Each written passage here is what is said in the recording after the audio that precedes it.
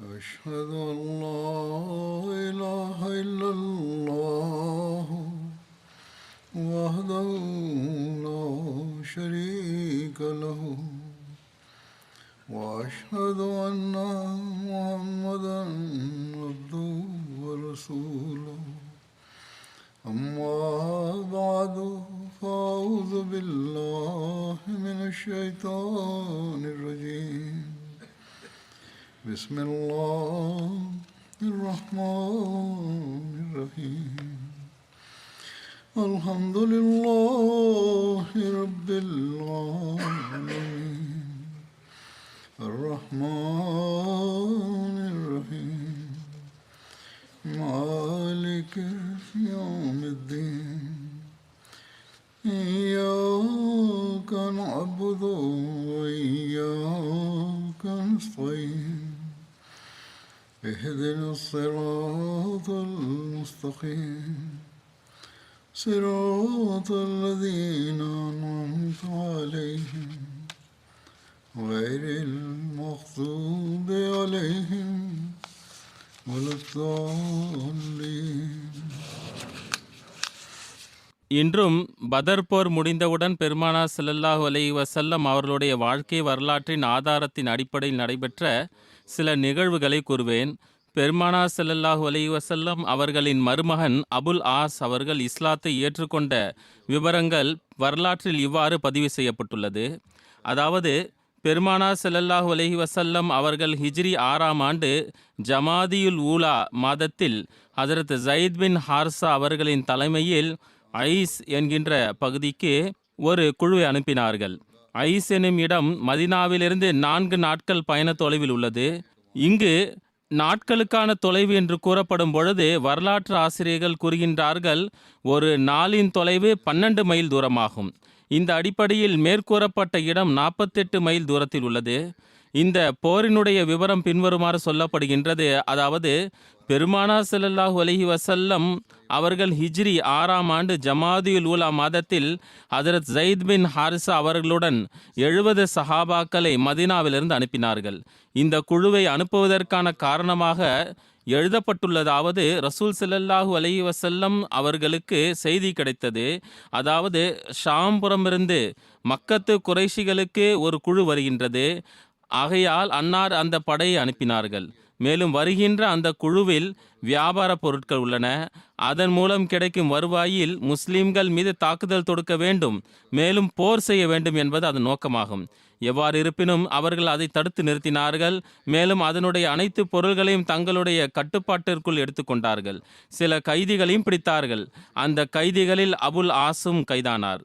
சீரத் காத்தமுன் நபியின் நூலில் ஹஜரத் மிர்சா பஷீர் அஹமத் சாஹிப் ரதியல்லாஹு அன்ஹு அவர்கள் எழுதுகிறார்கள், ஐஸ் பகுதிக்கு அனுப்பப்பட்ட படையில் பிடிபட்ட கைதிகளில் அபுல் ஆஸ் பின் ரபியும் அடங்குவார். அவர் பெருமானார் ஸல்லல்லாஹு அலைஹி வஸல்லம் அவர்களின் மருமகனாவார். மேலும் ஹஜரத் ஹதீஜா ரதியல்லாஹு அன்ஹா அவர்களின் நெருங்கிய உறவினராவார். இதற்கு முன்பு அவர் பதர் போரின் போதும் கைது செய்யப்பட்டார். ஆனால் அப்போது பெருமானார் ஸல்லல்லாஹு அலைஹி வஸல்லம் அவர்கள் மக்கா சென்றவுடன் தனது மகள் ஹஜரத் ஸைனப் அவர்களை மதீனாவிற்கு அனுப்பி வைக்குமாறு நிபந்தனை வைத்து விடுதலை செய்தார்கள். அபுல் ஆஸ் இந்த வாக்குறுதியை நிறைவேற்றினார். ஆனால் அவரோ அப்போது வரை இணை வைப்பில்தான் இருந்தார். ஹஜரத் ஸைத் பின் ஹாரிஸா அவர்கள் இவரை கைது செய்து மதீனா கொண்டு வந்த நேரம் இரவு நேரமாக இருந்தது. அபுல் ஆஸ் எப்படியோ ஹஜரத் ஸைனப் அவர்களுக்கு தான் கைதியாக இங்கு வந்துள்ளேன் என்ற செய்தியை எட்ட வைத்து, நீங்கள் எனக்காக ஏதாவது செய்ய முடிந்தால் செய்யுங்கள் என்றார். பெருமானார் ஸல்லல்லாஹு அலைஹி வஸல்லம் அவர்கள் மற்றும் சஹாபாக்கள் ஃபஜர் தொழுகையில் இருக்கும் பொழுது ஹஜரத் ஸைனப் அவர்கள் வீட்டினுள் இருந்தவாறு உரத்த குரலில், முஸ்லிம்களே, நான் அபுல் ஆஸுக்கு அடைக்கலம் தந்துள்ளேன் என்றார். பெருமானார் ஸல்லல்லாஹு அலைஹி வஸல்லம் அவர்கள் தொழுகையை முடித்தவுடன் சஹாபாக்களை பார்த்து, ஸைனப் கூறியதை நீங்கள் அனைவரும் கேட்டுவிட்டீர்களா? இறைவன் மீது ஆணையாக எனக்கு இது பற்றி தெரியாது என்றார்கள். என்னுடைய அறிவில் இந்த விஷயம் இல்லை என்றார்கள். இருப்பினும் மூமின்களுடைய ஜமாத் ஓர் உயிரை போன்றதாக இருக்கின்றது. அவர்களின் யாராவது ஒருவர் நிராகரிப்பவர்களுக்கு அடைக்கலம் தந்தார்கள் என்றால் அதனுடைய கண்ணியம் கட்டாயமாக ஆகிவிட்டது. பிறகு பெருமானார் ஸல்லல்லாஹு அலைஹி வஸல்லம் அவர்கள் ஹஜ்ரத் ஜைனப் அவர்களை பார்த்து கூறினார்கள், நீங்கள் எவருக்கு அடைக்கலம் தந்தீர்களோ அவருக்கு நாங்களும் அடைக்கலம் தருகின்றோம். மேலும் எந்த செல்வம் இந்த திட்டத்தில் அபுல் ஆஸ் அவர்களிடமிருந்து பெறப்பட்டதோ அதை அவருக்கு திருப்பி தந்து விட்டார்கள். பிறகு பெருமானார் ஸல்லல்லாஹு அலைஹி வஸல்லம் அவர்கள் வீட்டிற்கு வந்தார்கள். மேலும் தம்முடைய மகள் ஜைனப் அவர்களிடம் கூறினார்கள், அபுல் ஆஸுக்கு நல்ல உபசரிப்பு செய்வாயாக, ஆனால் அவருடன் தனிமையில் சந்திக்க வேண்டாம். ஏனென்றால் தற்போதைய சூழலில் நீங்கள் அவரை தனிமையில் சந்திப்பது ஆகமானது இல்லை. சில நாட்கள் மதீனாவில் தங்கியிருந்து அபுல் ஆஸ் மக்காவிற்கு திரும்பி சென்று விட்டார். ஆனால் அவர் மக்கா சென்றது அங்கு தங்குவதற்காக அல்ல, மாறாக அவர்கள் விரைவாக தம்முடைய கொடுக்கல் வாங்கல் போன்றவற்றை முடித்துவிட்டு கலிமா ஷஹாதத்து கூறி மதீனாவிற்கு வந்து விட்டார்கள். மேலும் பெருமானார் ஸல்லல்லாஹு அலைஹி வஸல்லம் அவர்களுடைய சமூகத்தில் ஆஜராகி முஸ்லீமாக ஆகிவிட்டார்கள். பெருமானார் ஸல்லல்லாஹு அலைஹி வஸல்லம் அவர்கள் ஹஜ்ரத் ஜைனப் அவர்களை எவ்வித புது நிக்கா செய்யாமல் அனுப்பி வைத்தார்கள். சில அறிவிப்புகளின் அடிப்படையில் அந்த நேரத்தில் ஹஜ்ரத் ஜைனப் மற்றும் அபுல் ஆஸ் இவர்களுக்கு திரும்பவும் நிக்கா நடந்தது என்று அறிவிப்புகள் கிடைக்கின்றன. ஆனால் முதல் அறிவிப்பு மிகவும் வலுவானதாகும், மேலும் சரியானதும் ஆகும். ஏனென்றால் நிக்கா செய்ய வேண்டிய அவசியமில்லை. ஒரு பெண் தன்னுடைய கணவர் நிராகரிப்பாளராக இருப்பதன் காரணத்தினால் பிரிந்து விட்டார்கள் என்றால் பிறகு கணவர் ஈமான் கொள்ளும் பட்சத்தில் மறுபடியும் நிக்கா ஓத வேண்டிய அவசியமில்லை என்கின்ற ஃபத்வாவும் இதிலிருந்து கிடைக்கின்றது. ஹஜ்ரத் ஜைனப் தமது கணவர் இஸ்லாம் ஏற்றுக்கொண்டதன் பிறகு நீண்ட நாள் வாழவில்லை. ஹிஜ்ரி 8ஆம் ஆண்டு அவர்கள் மரணமடைந்தார்கள். ஹஜ்ரத் உம்மே ஐமன், ஹஜ்ரத் சௌதா, ஹஜ்ரத் உம்மே சல்மா, மேலும் ஹஜ்ரத் உம்மே அத்தியா ஆகியோர் பெருமானார் ஸல்லல்லாஹு அலைஹி வஸல்லம் அவர்களின் வழிகாட்டலின்படி குளிப்பாட்டினார்கள். ஹஜ்ரத் உம்மே அத்தியா அவர்களின் அறிவிப்பின்படி ரசூல் ஸல்லல்லாஹு அலைஹி வஸல்லம் அவர்கள் இவர்களுக்கு தம்முடைய மகளை குளிப்பாட்டுவதற்கான கட்டளை வழங்கிய பொழுது கூறினார்கள், வலதுபுறமாக மேலும் வுலு செய்யும் உறுப்புகளிலிருந்து குளிப்பாட்ட ஆரம்பியுங்கள். வேறு ஒரு அறிவிப்பின் அடிப்படையில் அதனுடைய விவரம் பின்வருமாறு கிடைக்கின்றது. அதாவது ஹஜ்ரத் உம்மே அத்தியா அவர்கள் கூறுகின்றார்கள், ரசூலுல்லாஹி ஸல்லல்லாஹு அலைஹி வஸல்லம் அவர்கள் தம்முடைய மகள் ஜைனப் இறந்த பொழுது அன்னார் எங்களிடம் கூறினார்கள், அவரை ஒற்றைப்படை அதாவது தாக் 3 அல்லது 5 முறை குசல் செய்யுங்கள். மேலும் 5வது முறை கற்பூரம் சேர்த்து அல்லது கூறினார்கள் சிறிது கற்பூரம் சேர்த்து கொள்ளுங்கள். அவரை குளிப்பாட்டி விட்டீர்கள் என்றால் எனக்கு செய்தி அனுப்புங்கள். அவர் கூறுகின்றார், நாங்கள் அன்னார் ஸல்லல்லாஹு அலைஹி வஸல்லம் அவர்களுக்கு செய்தி அனுப்பினோம். அன்னார் ஸல்லல்லாஹு அலைஹி வஸல்லம் அவர்கள் தம்முடைய ஆசாரை தந்தார்கள். கூறினார்கள், இதை இடுப்பு துணியாக வையுங்கள். ஷியார் என்பது உடலுடன் ஒட்டி இருக்கும் துணியாகும். அதன் பின்னர் ஜனாசா தொழுகையை தொழ வைத்தார்கள். பிறகு தாமே கபரில் இறங்கி தம் மகளை அடக்கம் செய்தார்கள். ஹஜ்ரத் ஜைனப் 2 மக்களை விட்டு சென்றார்கள், அலி மற்றும் உமாமா. ஒரு அறிவிப்பின் அடிப்படையில் அலி சிறு வயதிலேயே இறந்து விட்டார். ஆனால் வேறு ஒரு அறிவிப்பின்படி பருவ வயதை அடைந்தார். இப்னு அசாக்கிர் கூற்றின்படி எர்முக் போரின் போது அவர்கள் ஷஹீதானார்கள். மக்கா வெற்றி போது பெருமானார் ஸல்லல்லாஹு அலைஹி வஸல்லம் அவர்களின் பின்னால் அமர்ந்து சவாரி செய்து கொண்டிருந்தார்கள். ஹஜ்ரத் உம்மே யமாமா தொடர்பாக ஹஜ்ரத் ஃபாத்திமா ரதியல்லாஹு அன்ஹா அவர்களின் வஃபாத்திற்கு பிறகு ஹஜ்ரத் அலி ரதியல்லாஹு அன்ஹு அவர்களை மணந்து கொண்டார்கள் என்று வந்துள்ளது. ஹஜ்ரத் அபுல் ஆஸ் அவர்களின் வியாபாரம் மக்காவில் இருந்தது. ஆகையால் அவர் மதீனாவில் தங்க முடியவில்லை. இஸ்லாத்தை ஏற்றுக்கொண்டதன் பிறகு பெருமானார் ஸல்லல்லாஹு அலைஹி வஸல்லம் அவர்களிடம் அனுமதி கோரி மக்காவிற்கு திரும்பி சென்று விட்டார்கள். மக்காவில் தங்கியதனால் போர்களில் கலந்து கொள்வதற்கான சந்தர்ப்பம் கிடைக்கவில்லை. வெறும் ஒரு போரில் மட்டும் கலந்து கொண்டார்கள். அது ஹிஜ்ரி 10ஆம் ஆண்டில் ஹஜ்ரத் அலி ரதியல்லாஹு அன்ஹு அவர்களின் தலைமையில் அனுப்பப்பட்டது.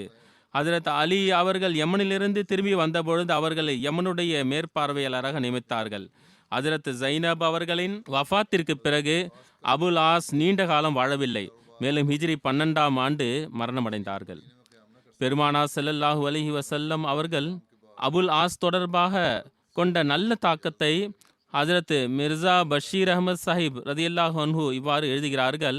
பெருமானார் ஸல்லல்லாஹு அலைஹி வஸல்லம் அவர்களின் மருமகன் அபுல் ஆஸ் பின் ரபி ஹஜ்ரத் ஹதீஜா ரதியல்லாஹு அன்ஹா அவர்களின் நெருங்கிய உறவினர், அதாவது சகோதரியின் மகனாவார்.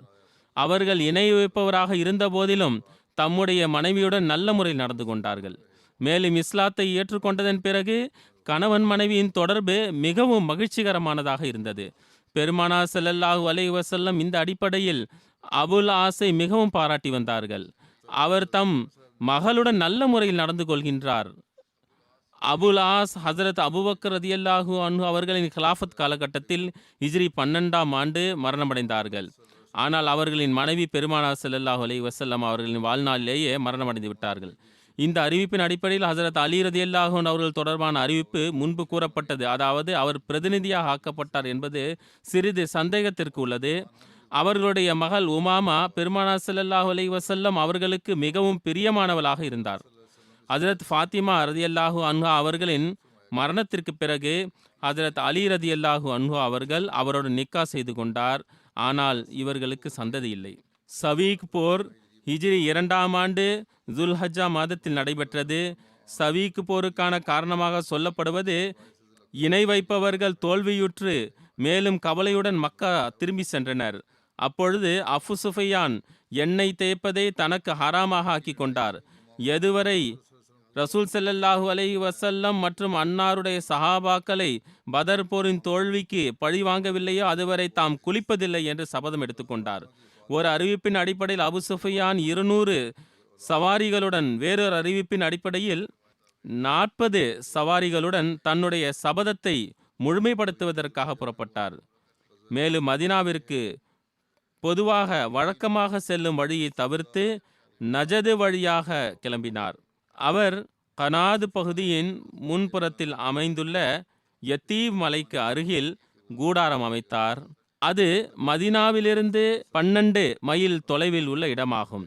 கனாத் எனும் இடமும் மதினா மற்றும் உஹதிற்கு நடுவில் 3 பிரபலமான சமவெளி பகுதிகளில் ஒன்றாகும். அவர் இரவில் புறப்பட்டார். மேலும் இரவின் இருட்டிலேயே பனு நசீர் கோத்திரத்தின் பக்கம் சென்றார். மேலும் ஹைவின் அக்தப் என்பவரின் வீட்டை அடைந்து கதவை தட்டினார். அவர் கதவை திறக்க மறுத்துவிட்டார். பிறகு அபு சுஃபியான் அங்கிருந்து சலாம் பின் மிஷ்கம் என்பவரிடம் சென்றார். அவர் பனு நசீர் கோத்திரத்தின் தலைவரும் மேலும் கருவூல பாதுகாவலராகவும் இருந்தார். அபு சுஃபியான் அவரிடம் அனுமதி கூறினார். அவர் அனுமதி வழங்கினார். மேலும் அவருக்கு விருந்து உபசரிப்பு செய்தான். மக்களுடைய ரகசியங்களை கூறினான். மேலும் ரசூல் ஸல்லல்லாஹு அலைஹி வஸல்லம் அவர்களுடைய ரகசியத்தையும் கூறினான். அன்னாருடைய தினசரி பணிகள் என்ன என்பது பற்றி கூறினான். அதாவது என்ன செய்வார்கள், எந்த நேரத்தில் எங்கு இருப்பார்கள் போன்றவை. பிறகு அபு சுஃபியான் இரவின் நேரத்தில் அங்கிருந்து புறப்பட்டார். மேலும் தன்னுடைய தோழர்களை சந்தித்தார். அவர் குறைஷிகளுடைய சில மக்களை மதினாவினுடைய வெளியில் இருக்கின்ற உரைஸ் இடத்திற்கு அனுப்பி வைத்தார். உரைஸ் இடமும் மதினாவிலிருந்து 3 மைல் தொலைவில் உள்ள ஒரு பேரித்த தோட்டமாகும். அவர்கள் அங்கு பல பேரித்த மரங்களை எரித்து விட்டனர். மேலும் ஒரு அன்சாரி சகோதரர் அவருடன் இருந்தவரையும் கொன்றுவிட்டனர். ஒரு அறிவிப்பில் அந்த அன்சாரியின் பெயர் மஹபத் பின் அமர் என்று பதிவு செய்யப்பட்டுள்ளது. பிறகு அபு சுஃபியான் கொஞ்சமாவது பழி தீர்த்து பாதிப்பை ஏற்படுத்தி விட்டோம், தம்முடைய சபதம் முழுமை அடைந்து விட்டது என்று எண்ணினார். பிறகு பழிவாங்கும் நெருப்பு சிறிது தணிந்ததும் அவர் தம்முடைய படையுடன் மக்காவிற்கு திரும்பி சென்றார். அபு சுஃபியான் சலாம் பின் முஷ்கம் என்பவரை சந்தித்தது. அங்கிருந்து திரும்பிய அதே இரவு இந்த சம்பவங்களை செய்தார் என்று சொல்லப்படுகின்றது. எவ்வாறு இருப்பினும் மக்களுக்கு இந்த செய்தி கிடைத்ததும் பெருமானார் ஸல்லல்லாஹு அலைஹி வஸல்லம் அவர்கள் ஹஜரத் அபு லுபாபா பஷீர் பின் அப்துல் முன்சிர் அவர்களை தம்முடைய பிரதிநிதியாக மதீனாவில் நியமித்து ஹிஜ்ரத் செய்த 22வது மாதம் ஞாயிற்றுக்கிழமை ஜுல்ஹஜ் 5ஆம் தேதி முஹாஜிர் மற்றும் அன்சார் என 200 சஹாபாக்களுடன் அவர்களை தேடி சென்றார்கள். எதுவரை என்றால் கர்கரத்துல் கத்ர் எனும் இடத்தை அடைந்தார்கள். கர்குரத்துல் கத்ர் என்பது குதிர் முக்தன் என்ற இடத்தின் பக்கத்தில் அல் கிசியாவின் அருகில் உள்ள இடமாகும். இந்த இடத்திற்கும் மதீனாவிற்கும் இடையில் 96 மைல் தொலைவு உள்ளது. மேலும் இந்த இடம் பனு சலீமின் நீரூற்று ஆகும் என்றும் கூறப்படுகின்றது. எவ்வாறு இருப்பினும் அபு சுஃபியான் மற்றும் அவருடைய படை முடிந்தவரை தப்பி ஓடிக்கொண்டே இருந்தது. மேலும் சத்து உணவின் பைகளை எரிந்து கொண்டே சென்றது. மேலும் இதுதான் அவர்களின் பொதுவான உணவாக இருந்தது. முஸ்லிம்கள் அதை எடுத்துக்கொண்டே சென்றனர். ஆகையால் இந்த போருக்கான பெயர் கஸ்வத் சவீக், அதாவது சத்து மாவுடைய போர் என்றானது. அரபியில் சத்து மாவுவை சவீக் என்று அழைப்பார்கள். அபு சுஃபியான் மற்றும் அவருடைய படை தப்பித்து ஓடிவிட்டது. முஸ்லிம்களால் அவர்களை பிடிக்க முடியவில்லை. பிறகு ரசூல் ஸல்லல்லாஹு அலைஹி வஸல்லம் அவர்களும் திரும்பி வந்தனர். ரசூல் ஸல்லல்லாஹு அலைஹி வஸல்லம் அவர்கள் மதீனாவிற்கு திரும்பி வந்து விட்டார்கள். அப்பொழுது சஹாபாக்கள் ரசூல் ஸல்லல்லாஹு அலைஹி வஸல்லம் அவர்களும் திரும்பி வந்தவுடன் கூறினார்கள், யா ரசூலுல்லாஹ், நீங்கள் எங்களுக்காக இதை போராக எண்ணுகிறீர்களா என்றனர். அதற்கு ஆம், சண்டை நடந்தாலும் நடக்காவிட்டாலும் இது போர்தான் என்றார்கள். இதனுடைய விளக்கம் சீரத் காத்தமுன் நபியின் நூலில் பின்வருமாறு வந்துள்ளது. பதர் போருக்கு பிறகு அபு சுஃபியான் சபதம் எடுத்திருந்தார். அதாவது, எதுவரை பதரில் கொல்லப்பட்டவர்களுக்கான பழி வாங்கவில்லையோ அதுவரை தன் மனைவியிடம் செல்ல மாட்டேன், மேலும் தன்னுடைய முடிகளுக்கு எண்ணெய் தேய்க்க மாட்டேன்.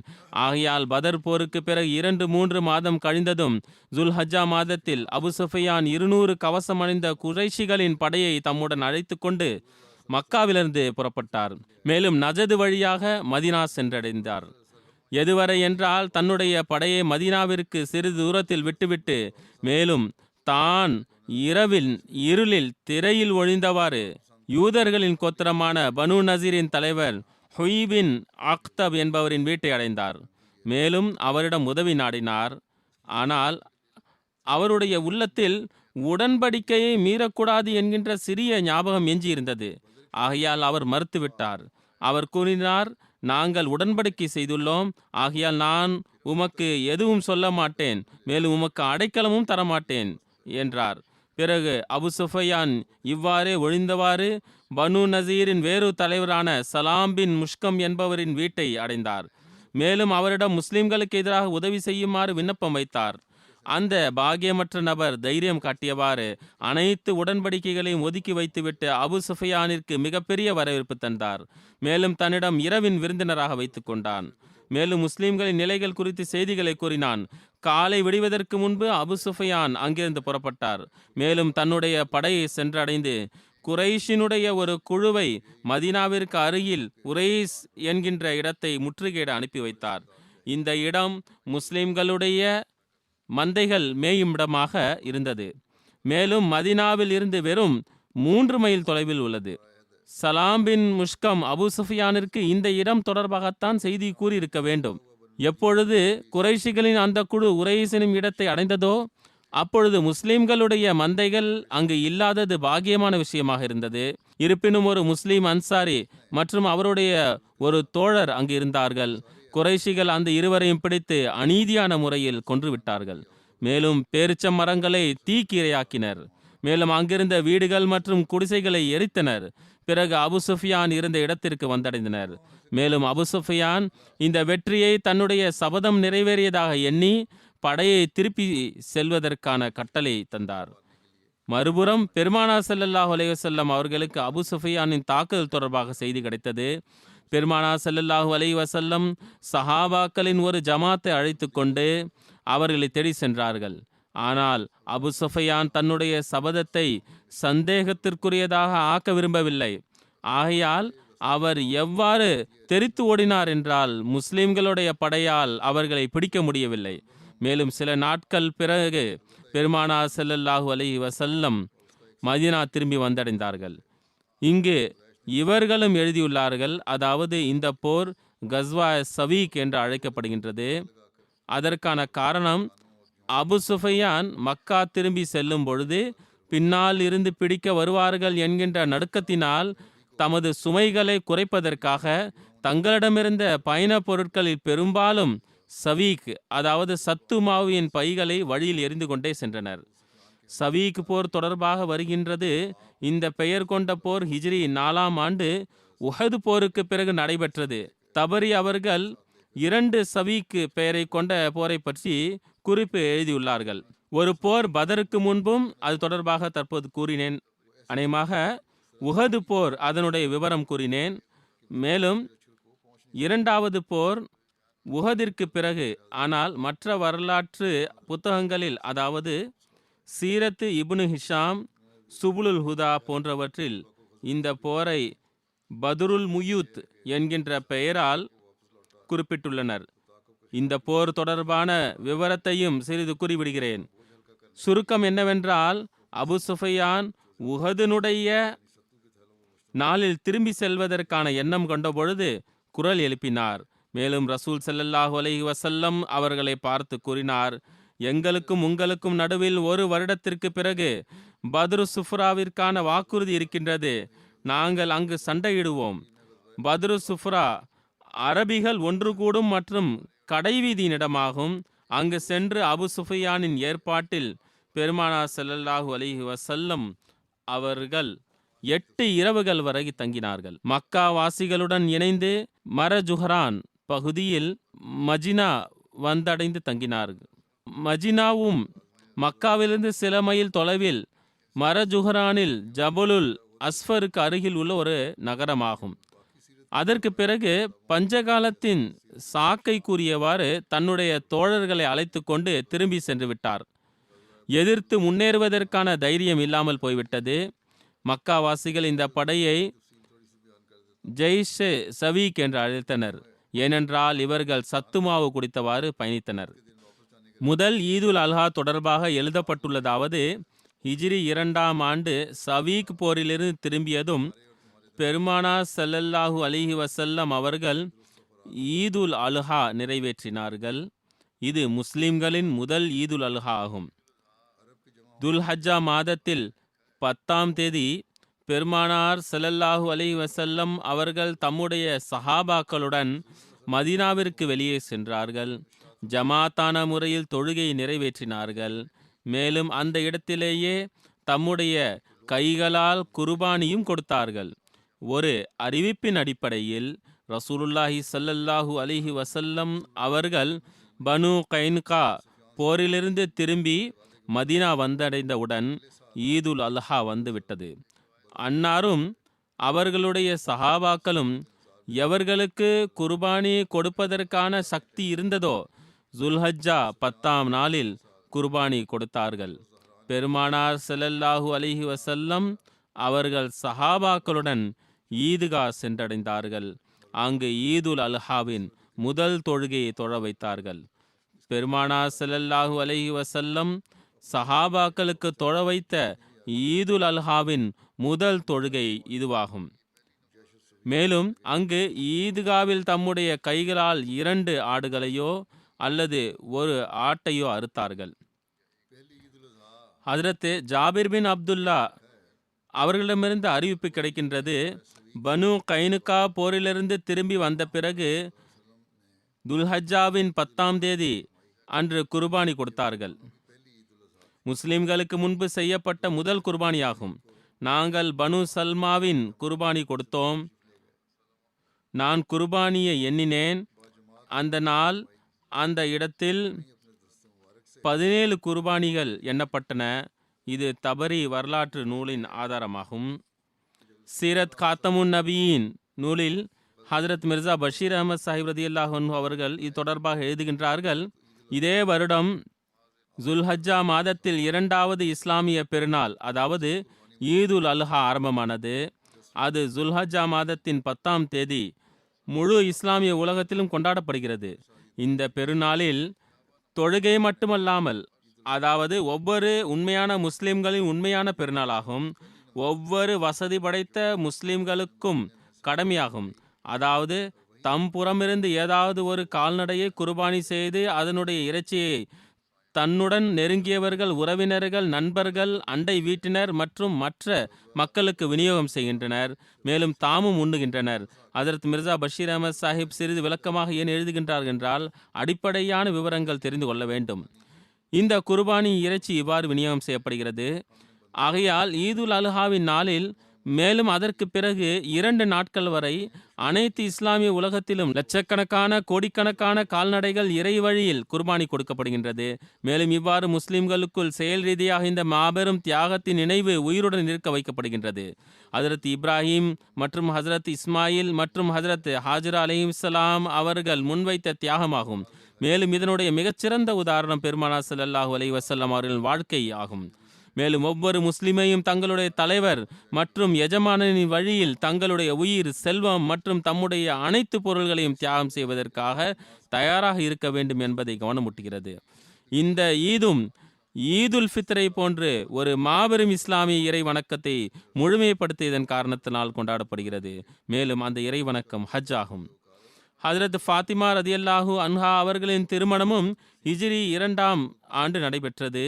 ஹஜ்ரத் அலி ரதியல்லாஹு அன்ஹு அவர்கள் பெருமானா ஸல்லல்லாஹு அலைஹி வஸல்லம் அவர்களிடம் ஹஜ்ரத் ஃபாத்திமா ரதியல்லாஹு அன்ஹா அவர்களுடன் தம்முடைய திருமணத்திற்கான விண்ணப்பத்தை வைத்தார்கள்.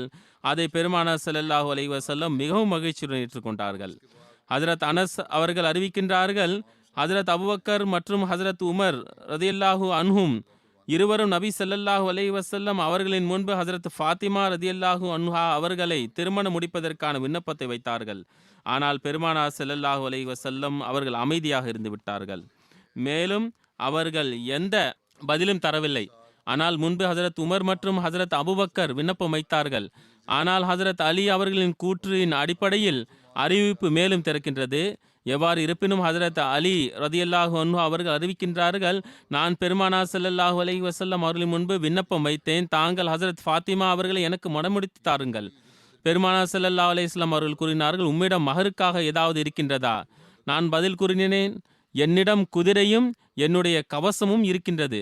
பெருமானார் ஸல்லல்லாஹு அலைஹி வஸல்லம் அவர்கள் கூறினார்கள், குதிரை உமக்கு தேவையுள்ளது, இருப்பினும் கவசத்தை விற்பனை செய்துவிடு. ஆகையால் நான் என்னுடைய கவசத்தை 480 திர்ஹமுக்கு விற்பனை செய்து ஹக்கு மஹர் ஏற்பாடு செய்தேன். ஒரு அறிவிப்பின் அடிப்படையில் ஹஜ்ரத் அலி அவர்கள் தம்முடைய கவசத்தை ஹஜ்ரத் உஸ்மான் அவர்களுக்கு விற்பனை செய்தார்கள். மேலும் ஹஜ்ரத் உஸ்மான் அவர்கள் கவசத்திற்கான தொகையும் கொடுத்தார்கள். மேலும் கவசத்தை திருப்பி தந்து விட்டார்கள். ஹஜ்ரத் அலி கூறுகின்றார்கள், நான் அந்த தொகையை எடுத்துக்கொண்டு நபி ஸல்லல்லாஹு அலைஹி வஸல்லம் அவர்களுடைய மடியில் வைத்தேன். பெருமானா ஸல்லல்லாஹு அலைஹி வஸல்லம் அவர்கள் அதிலிருந்து ஒரு கையளவு எடுத்து பிலால் அவர்களிடம் தந்தவாறு கூறினார்கள், இதிலிருந்து சிறிது நறுமணத்திற்கு ஏற்பாடு செய்யுங்கள். மேலும் சில மக்களுக்கு வழிகாட்டல் வழங்கியவாறு கூறினார்கள், ஹஜ்ரத் ஃபாத்திமா அவர்களுக்கான ஸ்ரீதனம் தயார் செய்யுங்கள். இந்த அடிப்படையில் ஹஜ்ரத் ஃபாத்திமா ரதியல்லாஹு அன்ஹா அவர்களுக்காக ஒரு கட்டில், தோளாலான ஒரு தலகாணி, அதில் பேரிச்ச ஓலைகள் நிரப்பப்பட்டிருந்தது. இவற்றை தயார் செய்தனர். மகர் தொகையை இவ்வாறும் பயன்படுத்தலாம். சில மக்கள் புரிகின்றனர், திருமணமாகிவிட்டதே, நாங்கள் மகர் தொகை தரமாட்டோம். ஆனால் அங்கோ எப்படிப்பட்ட முன்னுதாரணம் தென்படுகிறது என்றால், மகர் தொகையிலேயே செலவினம் முழுமையாகிவிட்டது. ஒரு அறிவிப்பின் அடிப்படையில் ஹஜ்ரத் அலி ரதியல்லாஹு அன்ஹு அவர்கள் இந்த திருமண பந்தம் ஏற்படுத்தும் பொழுது பெருமானா ஸல்லல்லாஹு அலைஹி வஸல்லம் அவர்கள் கூறினார்கள், என்னுடைய ரப்பு எனக்கு இவ்வாறு செய்யுமாறு கட்டளை வழங்கினான். வழி அனுப்புதல் தொடர்பாக வருகின்றது. பெருமானா ஸல்லல்லாஹு அலைஹி வஸல்லம் அவர்கள் ஹஜ்ரத் அலி அவர்களிடம், ஃபாத்திமா உங்களிடம் வரும்பொழுது நான் உங்களை சந்திப்பதற்கு முன்பு எதுவும் பேசாதீர்கள் என்று கூறினார்கள். ஆகையால் ஹஜ்ரத் ஃபாத்திமா ஹஜ்ரத் உம்மே ஐமன் அவர்களுடன் வந்தார்கள். மேலும் வீட்டினுடைய ஒரு இடத்தில் அமர்ந்து விட்டார்கள். ஹஜ்ரத் அலி கூறுகின்றார்கள், நானும் ஒரு புறம் அமர்ந்து விட்டேன். பிறகு ரசூல் ஸல்லல்லாஹு அலைஹி வஸல்லம் அவர்கள் வந்தார்கள். மேலும் கூறினார்கள், என்ன என்னுடைய சகோதரர் இங்கு இருக்கின்றாரா? உம்மே ஐமன் கூறினார், என்ன உங்களுடைய சகோதரர் மற்றும் உங்களுடைய மகளுக்கு இடையே திருமணம் நடத்தி விட்டீர்களா? பெருமானார் ஸல்லல்லாஹு அலைஹி வஸல்லம் அவர்கள் கூறினார்கள், ஆமாம், ஏனென்றால் இவ்வாறான திருமண பந்தம் செய்யலாம். அதாவது இவ்வாறு கசினுடன் திருமணம் நடத்தலாம். எவ்வாறு இருப்பினும் அவர் சொந்த சகோதரர் இல்லை. பெருமானார் ஸல்லல்லாஹு அலைஹி வஸல்லம் அவர்கள் உள்ளே சென்றார்கள். மேலும் ஃபாத்திமாவிடம் கூறினார்கள், தண்ணீர் கொண்டு வாருங்கள். அவர்கள் எழுந்தார்கள். வீட்டில் வைக்கப்பட்டிருந்த ஒரு பாத்திரத்தில் தண்ணீர் கொண்டு வந்தார்கள். பெருமானார் ஸல்லல்லாஹு அலைஹி வஸல்லம் அவர்கள் அதை வாங்கினார்கள். பிறகு தம்முடைய வாயில் சிறிது நேரம் வைத்தார்கள். அந்த பாத்திரத்திலேயே உழுது விட்டார்கள். பிறகு ஹஜ்ரத் ஃபாத்திமா அவர்களிடம் கூறினார்கள், முன்பு வாருங்கள். அவர்கள் முன்பு வந்தார்கள். பெருமானார் ஸல்லல்லாஹு அலைஹி வஸல்லம் அவர்கள் மீதும் அவர்களுடைய தலையின் மீதும் அந்த தண்ணீரை தெளித்தார்கள். பிறகு துஆ வழங்கினார்கள். அதாவது, அல்லாஹும்ம இன்னி உஈதுஹா பிக்க வ ஸுர்ரியதஹா மினஷ் ஷைத்தானிர் ரஜீம். அல்லாஹ்வே, இவரையும் மேலும் இவருடைய சந்ததியையும் விலக்கப்பட்ட ஷைத்தானிடமிருந்து உன்னுடைய பாதுகாப்பில் தருகிறேன். பிறகு பெருமானார் ஸல்லல்லாஹு அலைஹி வஸல்லம் அவர்கள் கூறினார்கள், திரும்பி நில்லுங்கள். அவர்கள் மறுபுறம் தம்முடைய முகத்தை திருப்பியதும் அவர்களுடைய தோளின் நடுவில் தண்ணீரை தெளித்தார்கள். பிறகு இவ்வாறு ஹஜ்ரத் அலி ரதியல்லாஹு அன்ஹு அவர்களுடனும் செய்தார்கள். ஹஜரத் அலி ரதியல்லாஹு அன்ஹு அவர்களிடம் கூறினார்கள், உம்முடைய குடும்பத்திடம் செல்வீராக. மேலும் அல்லாஹ்வின் பெயரை ஹஜரத் அலி அவர்களிடம் கூறினார்கள், உம்முடைய குடும்பத்திடம் செல்வீராக. மேலும் அல்லாஹ்வின் பெயர் மற்றும் அருளுடன் செல்வீராக. இதே போன்ற ஹஜரத் அலி அவர்களிடமிருந்து ஒரு அறிவிப்பு உள்ளது. நபி ஸல்லல்லாஹு அலைஹி வஸல்லம் அவர்கள் ஒரு பாத்திரத்தில் உளு செய்தார்கள். பிறகு அந்த நீரை ஹஜரத் அலி மற்றும் ஹஜரத் ஃபாத்திமா அவர்கள் மீது தெளித்தார்கள். மேலும் கூறினார்கள், அல்லாஹும்ம பாரிக் ஃபீஹிமா வ பாரிக் லஹுமா ஃபீ ஷம்லிஹிமா. அதாவது, அல்லாஹ்வே இந்த இருவர் மீதும் அருள் செய்வாயாக, மேலும் இவர்கள் இருவரும் இணைவதிலும் அருள் வைப்பாயாக. ஹஜரத் ஆயிஷா மற்றும் ஹஜரத் உம்மே சல்மா அறிவிக்கின்றார்கள், ரசூலுல்லாஹி ஸல்லல்லாஹு அலைஹி வஸல்லம் அவர்கள் எங்களுக்கு வழிகாட்டல் வழங்கினார்கள். அதாவது, நாங்கள் ஃபாத்திமாவை தயார் செய்ய வேண்டும். எதுவரை என்றால், நாங்கள் அவரை ஹஜரத் அலி அவரிடம் அனுப்ப வேண்டும். ஆகையால் நாங்கள் வீட்டிற்கு சென்றோம். வீட்டை பதுஹாவின் மெல்லிய மணலால் பூசினோம். முதலில் வீட்டை சரி செய்தோம். பிறகு பேரிச்ச மரத்தின் கீற்றுகளை கொண்டு 2 தலையணைகளை எங்கள் கைகளால் நிறைத்து அதை தைத்தோம். ஆகையால் நாங்கள் வீட்டிற்கு சென்றோம். வீட்டை பதுஹாவின் மெல்லிய மணலால் பூசினோம். முதலில் வீட்டை சரி செய்தோம். பிறகு பேரிச்ச மரத்தின் கீற்றுகளை கொண்ட 2 தலையணைகளை எங்கள் கைகளால் நிறைத்து அதை தைத்தோம். மேலும் நாங்கள் பேரிச்சம்பழம் மற்றும் உலர்ந்த திராட்சை உண்பதற்காகவும் மேலும் சுவையான தண்ணீர் பருகுவதற்காகவும் வைத்தோம். மேலும் ஒரு கம்பை தயார் செய்தோம். மேலும் துணிகள் மற்றும் தோலினால் தயார் செய்யப்பட்ட தண்ணீர் பையை தொங்க விடுவதற்காக அந்த அறையில் ஒரு புறத்தில் வைத்தோம். ஹஜரத் ஃபாத்திமா அவர்களின் திருமணத்தை விட மிகச் சிறந்த திருமணத்தை பார்க்கவில்லை. வலிமா விருந்தாக பேரிச்சம்பழம், பன்னீர் மற்றும் ஹைஸ் சேர்த்திருந்தது. ஹைஸ் என்பது பேரிச்சம்பழம், நெய் மற்றும் பன்னீர் போன்றவை சேர்த்து தயார் செய்யப்படும் உணவாகும். ஹஜரத் அஸ்மா பின்த் உமைஸ் அறிவிக்கின்றார்கள், அந்த காலத்தில் இந்த வலிமா விருந்தை விட சிறந்த வலிமா வேறு எதுவும் நடைபெறவில்லை. இந்த திருமணமும் வலிமா விருந்தும் எளிமைக்கு உதாரணமாகும். ஹஜரத் ஃபாத்திமா மற்றும் ஹஜரத் அலியின் திருமணத்தின் விரிவான விவரம் சீரத் காத்தமுன் நபியின் நூலில் சொல்லப்பட்டுள்ளதை இங்கு கூறிவிடுகிறேன். சில விஷயங்கள் மேலும் உள்ளன, ஆகையால் அதை கூறுவது அவசியமாகும். அதாவது, ஹஜரத் ஃபாத்திமா ஹஜரத் ஹதீஜா மூலமாக பிறந்த பெருமானார் ஸல்லல்லாஹு அலைஹி வஸல்லம் அவர்களின் பிள்ளைகளில் மிகவும் சிறியவராவார். பெருமானார் ஸல்லல்லாஹு அலைஹி வஸல்லம் அவர்கள் தம்முடைய பிள்ளைகளில் ஹஜரத் ஃபாத்திமா மிகவும் பிரியமானவராக இருந்தார்கள்.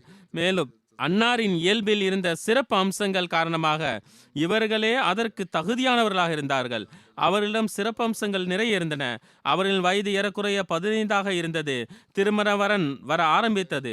முதலில் ஹஜரத் அபூபக்கர் ரலியல்லாஹு அன்ஹு அவர்கள் விண்ணப்பம் வைத்தார்கள். ஆனால் ஹஜரத் ரசூல் ஸல்லல்லாஹு அலைஹி வஸல்லம் அவர்கள் மறுத்துவிட்டார்கள். பிறகு ஹஜரத் உமர் விண்ணப்பம் செய்தார்கள். அவருடையதும் ஏற்கப்படவில்லை. அதன் பிறகு அந்த 2 பெரியவர்களும் பெருமானார் ஸல்லல்லாஹு அலைஹி வஸல்லம் அவர்களின் எண்ணம் ஹஜரத் அலி தொடர்பாக இருப்பதாக எண்ணி ஹஜரத் அலி அவர்களை ஹஜரத் ஃபாத்திமா தொடர்பாக விண்ணப்பம் வைக்க கூறினர். ஹஜரத் அலி ரலியல்லாஹு அன்ஹு அவர்கள் முன்பே விருப்பம் கொண்டவராக இருந்திருக்கலாம். ஆனால் வெட்கம் காரணமாக அமைதியாக இருந்தார்கள். உடனே பெருமானார் ஸல்லல்லாஹு அலைஹி வஸல்லம் அவர்களின் முன்பு சென்று தமது விண்ணப்பத்தை வைத்தார்கள். மறுபுறம் பெருமானார் ஸல்லல்லாஹு அலைஹி வஸல்லம் அவர்களுக்கு இறைவஹி மூலமாக செய்தி கிடைத்து விட்டது. அதாவது, ஹஜரத் ஃபாத்திமாவின் திருமணம் ஹஜரத் அலி அவர்கள் நடக்க வேண்டும். ஹஜரத் அலி அவர்கள் விண்ணப்பம் முன்வைத்த பொழுது பெருமானார் ஸல்லல்லாஹு அலைஹி வஸல்லம் அவர்கள் கூறினார்கள், எனக்கு இந்த விஷயம் தொடர்பாக முன்பே இறைவனுடைய நாட்டம் சொல்லப்பட்டு விட்டது. ஹஜரத் ஃபாத்திமா அவர்களிடம் அன்னார் ஸல்லல்லாஹு அலைஹி வஸல்லம் வினவிய பொழுது அவர்கள் வெட்கத்தின் காரணத்தினால் அமைதியாக இருந்தார்கள். பதில் தரவில்லை. இருப்பினும் வெட்கப்பட்டார்கள். எழுதுகின்றார்கள், இதுவும் ஒரு விதமான விருப்பத்தை வெளிப்படுத்தும் விதமாகும். பெருமானார் ஸல்லல்லாஹு அலைஹி வஸல்லம் அவர்கள் முஹாஜிர்கள் மற்றும் அன்சார்களுடைய ஒரு ஜமாத்தை ஒன்று திரட்டி ஹஜரத் அலி மற்றும் ஃபாத்திமாவின் நிக்காவை ஓதினார்கள். இது ஹிஜ்ரி 2ஆம் ஆண்டின் ஆரம்பம் அல்லது இடையில் நடந்த சம்பவமாகும். இதற்கு பிறகு பதர் யுத்தம் நடைபெற்று முடிந்தது. ஏறக்குறைய ஜுல்ஹஜ்ஜா மாதத்தில் வழியனுப்ப ஆலோசனை வழங்கப்பட்டது. மேலும் பெருமானார் ஸல்லல்லாஹு அலைஹி வஸல்லம் அவர்கள் ஹஜரத் அலி அவர்களை அழைத்து கூறினார்கள், உங்களிடம் மஹருக்காக ஏதாவது இருக்கின்றதா அல்லது இல்லையா? ஹஜரத் அலி அவர்கள் கூறினார்கள், யா ரசூலுல்லாஹ், என்னிடம் ஒன்றுமில்லை. அன்னார் கூறினார்கள், அன்று பதரனுடைய போர் செல்வத்திலிருந்து நான் தந்த அந்த கவசம் என்ன ஆயிற்று என்றார்கள். போர் செல்வமாக வழங்கப்பட்டதிலிருந்து அந்த கவசம் நான் உனக்கு வழங்கியது எங்கு உள்ளது என்றார்கள். மேலும் பெருமானார் ஸல்லல்லாஹு அலைஹி வஸல்லம் அவர்கள் கூறினார்கள், அதையே கொண்டு வாருங்கள். ஆகையால் அந்த கவசம் 480 திர்ஹமிற்கு விற்பனை செய்யப்பட்டது. மேலும் பெருமானார் ஸல்லல்லாஹு அலைஹி வஸல்லம் அவர்கள் அந்த தொகையிலிருந்து திருமணத்திற்கான செலவினங்களை ஏற்பாடு செய்தார்கள். பெருமானார் ஸல்லல்லாஹு அலைஹி வஸல்லம் அவர்கள் ஹஜரத் ஃபாத்திமா அவர்களுக்கு வழங்கியது ஒரு அலங்கரிக்கப்பட்ட போர்வை, ஒரு தோளாலான படுக்கை விரிப்பு, அதனுள் பேரிச்சம் மரத்தின் காய்ந்த இலைகள் நிரப்பப்பட்டிருந்தது. மேலும் ஒரு தோளாலான தண்ணீர் குவளை, ஸ்ரீதனமாக தந்தார்கள். மேலும் ஒரு அறிவிப்பின் அடிப்படையில் ஹஜரத் ஃபாத்திமா அவர்களுக்கு ஒரு மாவரைக்கும் உரல் தந்தார்கள். இந்த அனைத்து பொருள்களும் தயாரானது வீட்டிற்கான கவலை ஏற்பட்டது. ஹஜரத் அலி தற்பொழுது வரை பெருமானார் ஸல்லல்லாஹு அலைஹி வஸல்லம் அவர்களுடன் பள்ளிவாசலின் ஒரு அறையிலேயே தங்கியிருந்தார்கள். ஆனால் திருமணத்திற்கு பிறகு கணவன் மனைவி தங்குவதற்கு தனியாக ஒரு வீடு தேவைப்பட்டது. ஆகையால் பெருமானார் ஸல்லல்லாஹு அலைஹி வஸல்லம் அவர்கள் ஹஜரத் அலி அவர்களுக்கு வழிகாட்டல் வழங்கினார்கள். தற்போது நீங்கள் ஏதாவது ஒரு வீடு தேடுங்கள், அதில் நீங்கள் இருவரும் தங்கிக் கொள்ளலாம். ஹஜரத் அலி ரலியல்லாஹு அன்ஹு அவர்கள் தற்காலிகமாக ஒரு வீட்டிற்கான ஏற்பாடு செய்தார்கள். மேலும் அதில் ஹஜரத் ஃபாத்திமாவிற்கான வழி அனுப்புதல் நடைபெற்றது. அந்த நாள் வழி அனுப்பியதற்கு பிறகு பெருமானார் ஸல்லல்லாஹு அலைஹி வஸல்லம் அவர்கள் அந்த வீட்டிற்கு சென்றார்கள். மேலும் சிறிது தண்ணீர் கொண்டு வருமாறு கூறினார்கள். மேலும் அதில் துவா செய்தார்கள். பிறகு அந்த தண்ணீரை ஹஜரத் ஃபாத்திமா மற்றும் ஹஜரத் அலி இருவர் மீதும் இந்த சொற்களை கூறியவாறு தெளித்தார்கள். முதலில் அந்த துவாவை நான் கூறியிருந்தேன், அதாவது அல்லாஹும்ம பாரிக் ஃபீஹிமா வ பாரிக் அலைஹிமா வ பாரிக் லஹுமா நஸ்லஹுமா. திருமணம் முடிக்கும் ஜோடிகளுக்கு அவர்களுடைய தாய் தந்தை இந்த துவாவை ஓத வேண்டும். இன்றைய காலத்தில் திருமணத்திற்கு பிறகு பையன் மற்றும் பெண் இருவருக்கிடையில் பிரச்சனைகள் உருவாகின்றன. இதில் எண்ணிக்கையும் அதிகமாகிக் கொண்டே இருக்கின்றது. இதனுடைய காரணம் உலகத்தினுடைய எதிர்பார்ப்புகளாகும். அது அதிகமாகிக் கொண்டே செல்கிறது. மேலும் மார்க்கம் மற்றும் இறைவனுடைய கட்டளைகள் மீது குறைவான கவனம் இருக்கின்றது.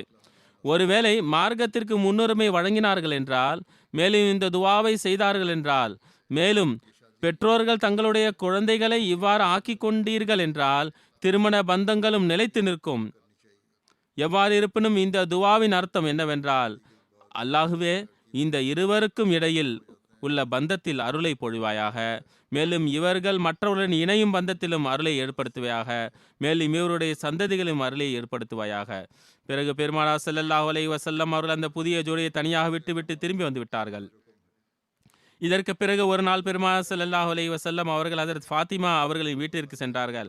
அப்பொழுது ஹஜரத் ஃபாத்திமா அவர்கள் பெருமானார் ஸல்லல்லாஹு அலைஹி வஸல்லம் அவர்களிடம் விண்ணப்பம் வைத்தார்கள். ஹஜரத் ஹாரிசா பின் நூமான் அன்சாரி அவர்களிடம் உள்ள வீடுகளில் ஏதாவது ஒரு வீட்டை காலி செய்து தருமாறு தாங்கள் கூறுங்கள் என்றார்கள். நாங்கள் அங்கு சென்றால் உங்களுக்கு அருகில் வந்து விடுவோம். அதற்கு அவர், நமக்காக இதற்கு முன்பே பல வீடுகளை காலி செய்து விட்டார். இப்போது அவரிடம் இதை கூறுவதற்கு எனக்கு வெட்கமாக இருக்கிறது. ஹாரிசா அவர்களுக்கு இது தொடர்பாக எப்படியோ தெரிய வந்தது. அவர் ஓடோடி வந்தார். மேலும் கூறினார், யா ரசூலுல்லாஹ் ஸல்லல்லாஹு அலைஹி வஸல்லம், என்னிடம் என்ன இருக்கின்றதோ அது தங்களுடையதாகும். மேலும் இறைவன் மீது ஆணையாக எவை என்னிடம் இருக்கின்றதோ அதைவிட தாங்கள் எதை ஏற்றுக்கொண்டீர்களோ அது எனக்கு மிகவும் மகிழ்ச்சி தரக்கூடியதாக இருக்கின்றது.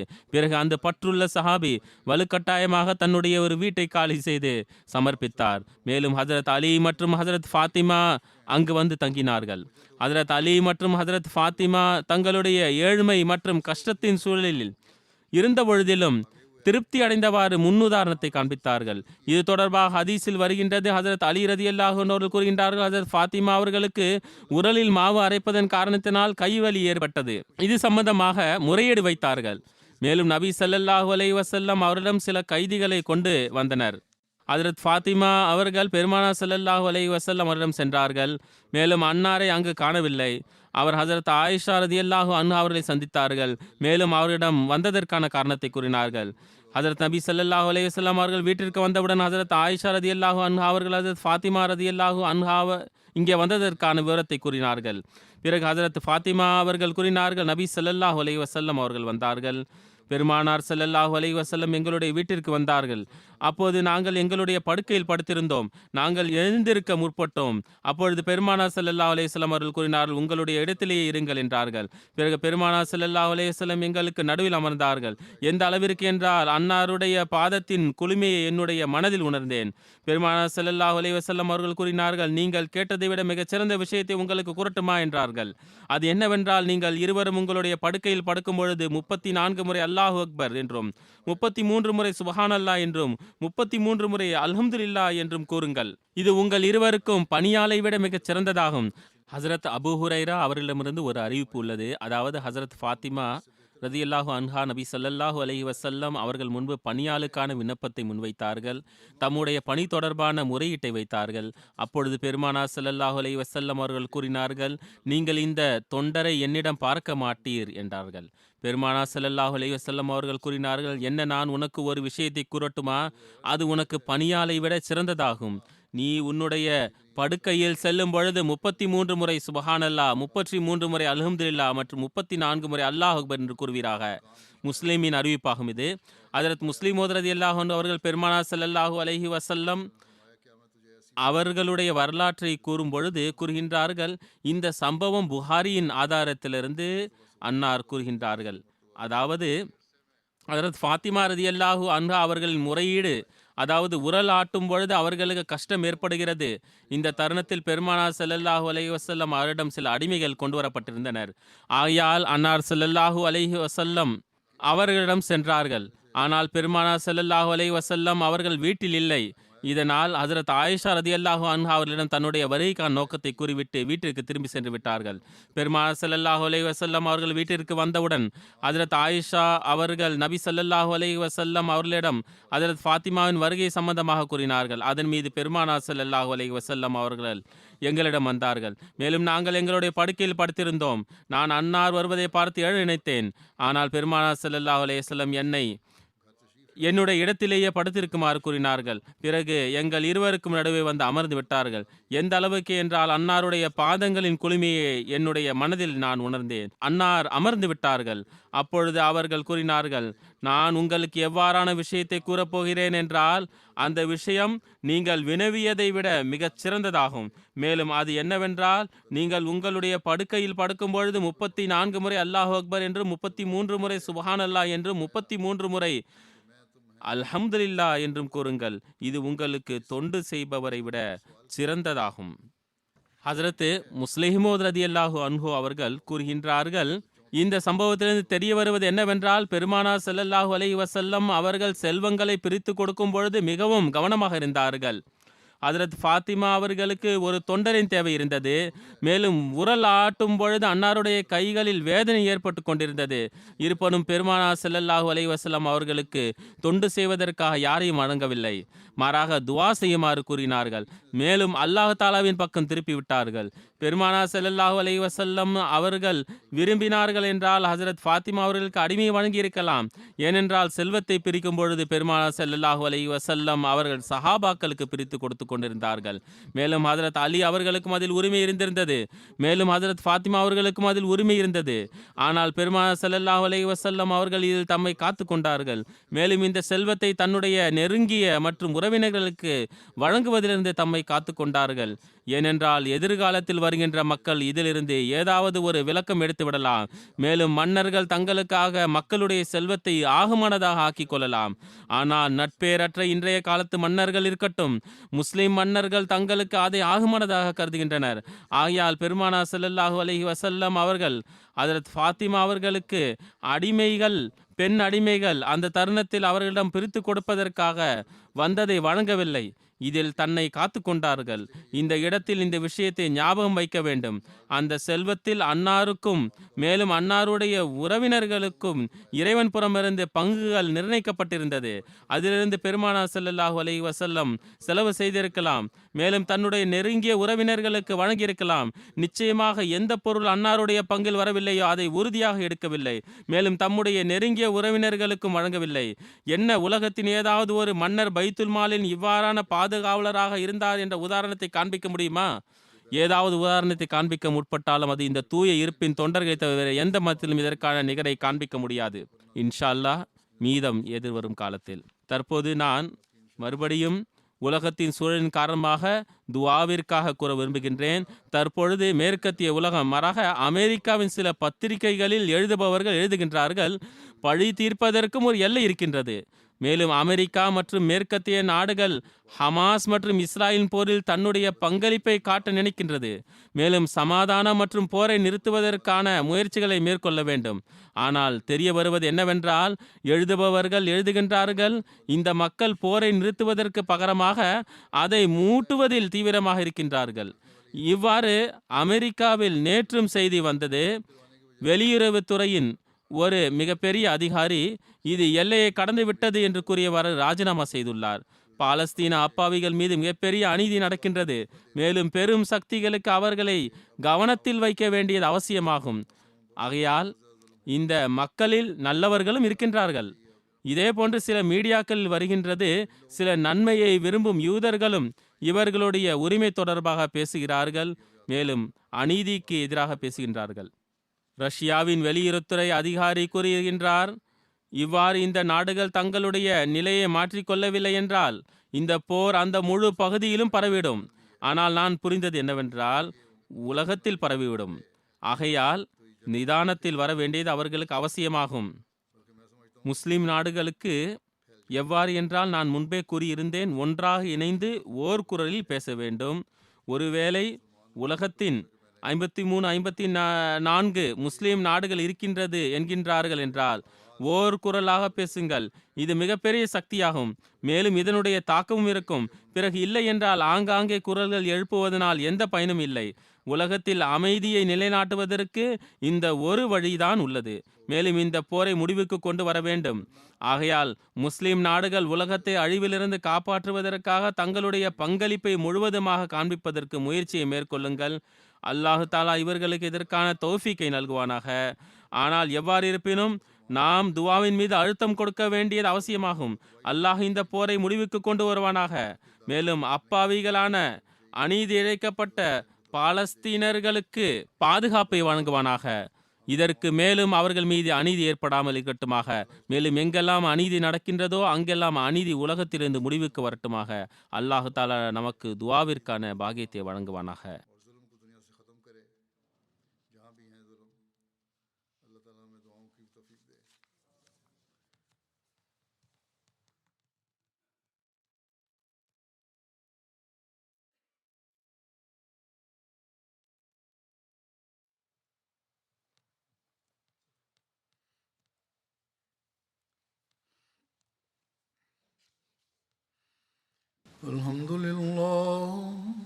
الحمد لله نحمده ونستعينه ونستغفره ونؤمن به ونتوكل عليه ونعوذ بالله من شرور أنفسنا ومن سيئات أعمالنا. من يهده الله فلا مضل له ومن يضلل فلا هادي له. ونشهد أن لا إله إلا الله ونشهد أن محمدا عبده ورسوله. عباد الله رحمكم الله، إن الله يأمر بالعدل والإحسان وإيتاء ذي القربى وينهى عن الفحشاء والمنكر والبغي يعظكم لعلكم تذكرون. اذكروا الله يذكركم وادعوه يستجب لكم ولذكر الله أكبر.